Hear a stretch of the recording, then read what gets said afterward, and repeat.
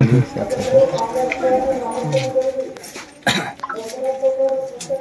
आहे का?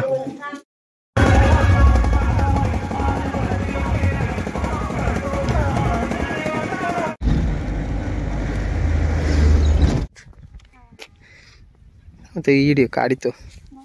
अरे थांब ना, भिजव ना, इकडे ये ना. ऐ अरे ये भिजवायला ये ना. हा गाडी आले. हा अरे ये ना भिजव.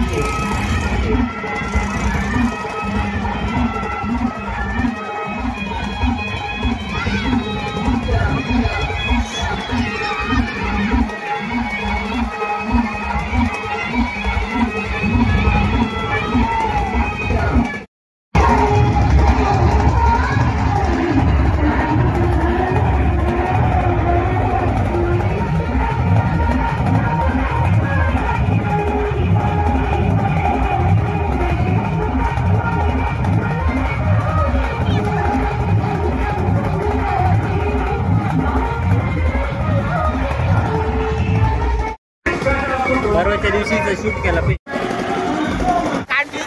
तुमच्या गावचा ब्लॉगिंग टाकतो ना.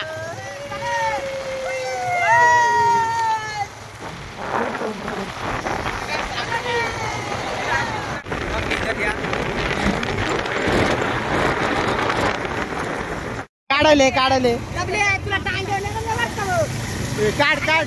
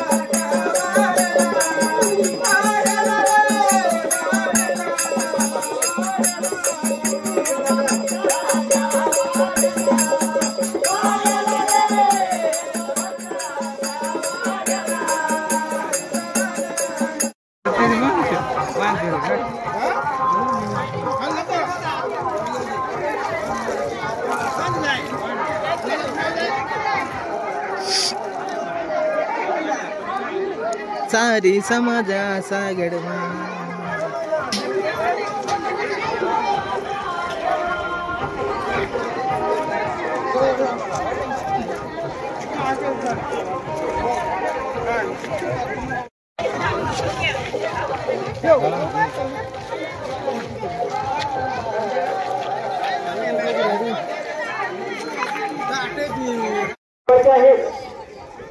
आता सर्वांनी अगदी 5 मिनिटांमध्ये या ठिकाणी येऊन आपली नावं या ठिकाणी नोंद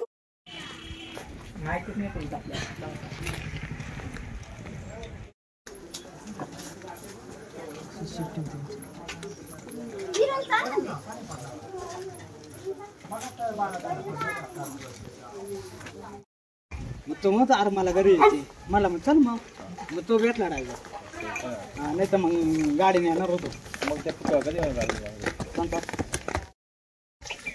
पण केस टाकेले होत नाही केस टाकेले की आपण या ठिकाणी क्रांतीवीरांच्या प्रतिमांचं पूजन या ठिकाणी करायचं आहे। आदिवासी गायक सोमनाथ भाऊ गाभारी कृपया आपण या ठिकाणी मंचाकडे यायचं आहे। मॅडम सगळे इकडे बघा ना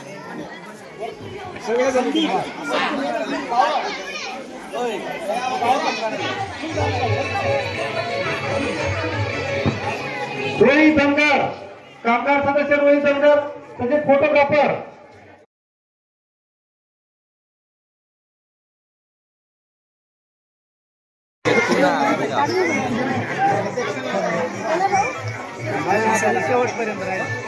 कार्यक्रमाचं प्रास्ताविक कामगार मंडळाचे ज्येष्ठ सदस्य आपल्या सर्वांचे मार्गदर्शक सन्माननीय किसन मामा केकरे हे आजच्या या कार्यक्रमाचं प्रास्ताविक या ठिकाणी सादर करतील। त्यांना मी विनंती करतो की आपण या ठिकाणी प्रतिमांचं पूजन झालेलं आहे। या ठिकाणी श्रीफळ राया की आद्य क्रांतीवीर राघोजी भांगरे की धरती आबा भगवान बिरसा मुंडा की जय आदिवासी। आपल्या गावचे सर्व कामगार मंडळी सर्व ज्येष्ठ नागरिक महिला भगिनी शाळेचे मुख्याध्यापक शाळेचे शिक्षक सर्व विद्यार्थी सर्व बालगोपाळ यांना आजच्या या शिमगा महोत्सवाबद्दल सर्वांना मागे सांगतो तेच मी आजही सांगणार आहे. आपण सर्व हा जो अनुसूचित क्षेत्रातील, आता अनुसूचित क्षेत्र म्हणजे कदाचित काही मंडळींना नवीन शब्द असेल, जो आदिवासी पट्टा आहे. आपणाला सर्वांना माहित आहे की आपण आपलं गाव अनुसूचित क्षेत्रात आहे आणि आदिवासी पट्ट्यातलं आहे.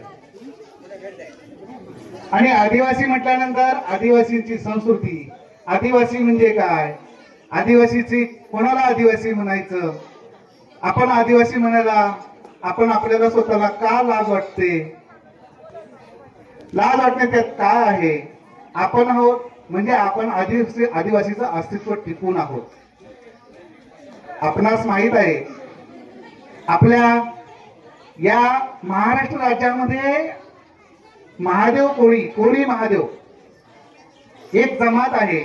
आणि ती जमात भीमाशंकर पासून तर इकडे त्र्यंबकेश्वर पर्यंतची पट्ट्यातील जेवढी गावं आहेत त्या गावामध्ये तेवढ्या परिसरामध्ये विखुरलेली आहेत. आणि आपल्या समाजाचे वेगवेगळे सण आहेत, वेगवेगळ्या विधी आहेत, वेगवेगळ्या परंपरा आहेत आणि ते आपण करत आहोत. परंतु कालाच्या ओघामध्ये बऱ्याचशा विधी परंपरा सण उत्सव आता आपण विसरलोय.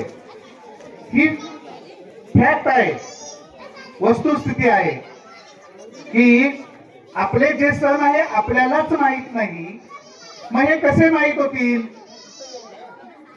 परंपरा ह्या कशा माहित होतात, एका पिढीकडून दुसऱ्या पिढीकडे जाण्यासाठी त्या जर नवीन पिढीच्या समोर ठेवल्या तरच त्या परंपरा त्यांना अवगत होतात, माहित होतात आणि तरच त्या परंपरा ते जतन करू शकतात. मित्र, अशा बऱ्याच गोष्टी ज्या आहेत त्या मुखोद्गत होत्या. मुखोद्गत म्हणजे तोंडी होत्या. पूर्वी काही शाळा नव्हती, लिहून ठेवणारे कोणी लेखक नव्हते, त्यामुळे अनेक गोष्टी पडद्याआड गेल्या असतील जे आपल्यालाही माहित नाही. ही तर खरी गोष्ट असणार आहे. आम्ही आमच्या लहान वयामध्ये ज्या ज्या गोष्टी पाहिल्या त्यातल्या बऱ्याचशा गोष्टी आता होत नाहीत. जर त्या गोष्टी होत नाहीत तर आमच्या मुलांना, त्यांच्या मुलांना कोण सांगणार, कोण दाखवणार. जर त्यांना कधी दाखवलंच नाही तर हे आमचं आहे हे ते सांगू शकणार नाहीयेत. त्यांच्या समोर जे दिसणार आहे तीच आमची संस्कृती असे ते म्हणणार आहेत. त्यांना माहित आहे माझे वडील डीजे समोर नाचले म्हणजे शिमग्यामध्ये डीजे समोर नाचतात आणि शिमगा आमचा डीजेचा होतो. पण आमची संस्कृती अशी होती का. दिवाळीमध्ये आमचे सर्व गुराखी एकत्र येऊन घरोघरी तेल मागायचे, गाणी बोलायचे. आज या लहान मुलांना ते पाहायला मिळणार नाही, मिळालेले नाहीये. एवढंच काय, शिमग्यामध्ये गावोगावच्या मुरळी यायच्या, घरोघरी त्या दारासमोर अंगणात उभे राहून मुरळी नाचायची, वाटे आणि घुगऱ्या मागायचे. आज आपण मागितली का. आज आपल्या गावात एक तरी मुरळी आली का. नाही. मुरळी म्हणजे काय हे माहित आहे का. नाही. बघा तो ज्याला बोलतो नाही, ज्याला माहित नाही. तर ही वस्तुस्थिती आहे आणि म्हणून ही वस्तुस्थिती आपल्याला थोड्या तरी अंशामध्ये आपली संस्कृती टिकवली पाहिजे, परंपरा जतन केली पाहिजे, हा या मागचा खरा हेतू आहे. त्याचबरोबर कालानुरूप आपल्या त्या संस्कृतीमध्ये ज्या चांगल्या चांगल्या गोष्टी बाहेरून येतात त्या घ्यायला हरकत नाहीये. जरूर घ्याव्यात, परंतु आपलंही ज्या ज्या गोष्टी चांगल्या आहेत त्या मात्र जतन करायला पाहिजेत. पूर्वीच्या काळी हाताला काम नसायचं ह्या दिवसामध्ये, वेळ कसा जाईल वेळेचा प्रश्न होता आणि म्हणून लोक एकत्र यायचे, मनोरंजनाचे कार्यक्रम व्हायचे. आज प्रत्येकाच्या हातामध्ये मोबाईल आलाय. अगदी बाळ जन्माला आलं आणि ते रडायला लागलं की त्याला समोर आपण मोबाईल दाखवतो. ही काय फक्त शहरातली स्थिती नाहीये, गावाला पण तशीच तर परिस्थिती झाली आता. हे तर खरं आहे ना. जे बाळाला समजायला लागलं की मग आपल्याही पुढे ते बाळ असं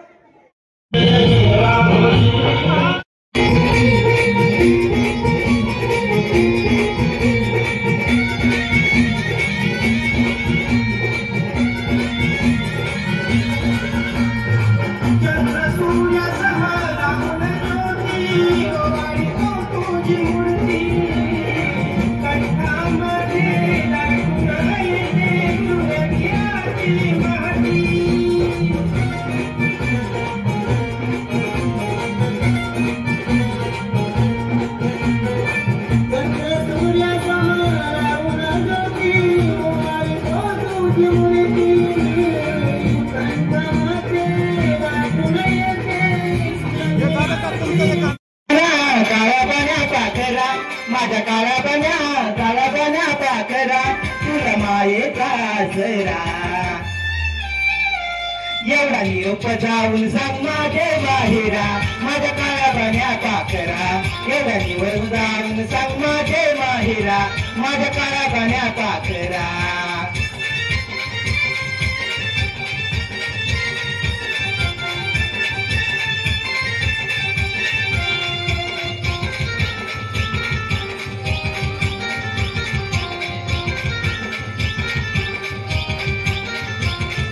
श्रावण महिन्याचा पडते या रिमझिम पावसाच्या दारा, नागपंचमी सणाचा घ्यायचा आनंद मला करा.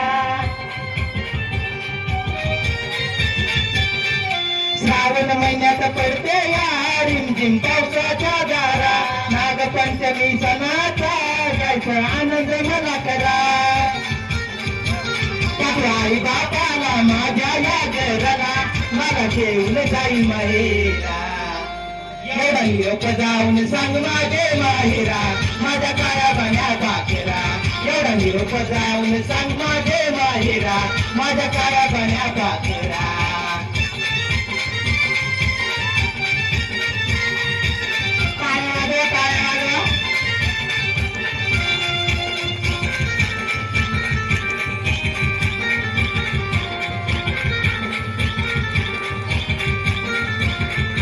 अश्विन महिन्याचा काय सांगू तुम्हाला तो नजारा, आयुष्याचा तो सण आला नवरात्रीचा दसरा.